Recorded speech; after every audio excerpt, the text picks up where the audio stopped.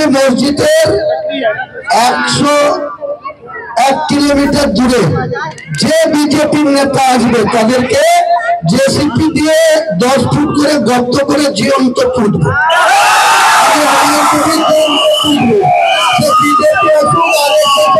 তৃণমূলের চটি চাটারা আসুক, যে আসবে, আমি হুমায়ুন কবির বেঁচে থাকতে যতক্ষণ আল্লাহ আমাকে হায়াতে রাখবে, বাবরি মসজিদ যে এনএইচ এর ধারে হচ্ছে, কাজ চলছে, কাজ চলবে, কোন মামার ক্ষমতা নাই, কোন বিজেপির ক্ষমতা নাই, কোন টিএমসির চটি চাটার ক্ষমতা নাই আমার বাবরি মসজিদের কমপ্লেক্সের 1 কিলোমিটার দূরে পৌঁছায়।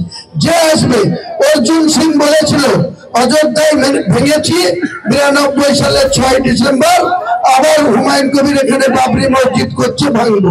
আমি অর্জুন সিংকে বলেছিলাম তোকে 10 ফুট গর্ত করে জ্যান্ত পুঁতবো।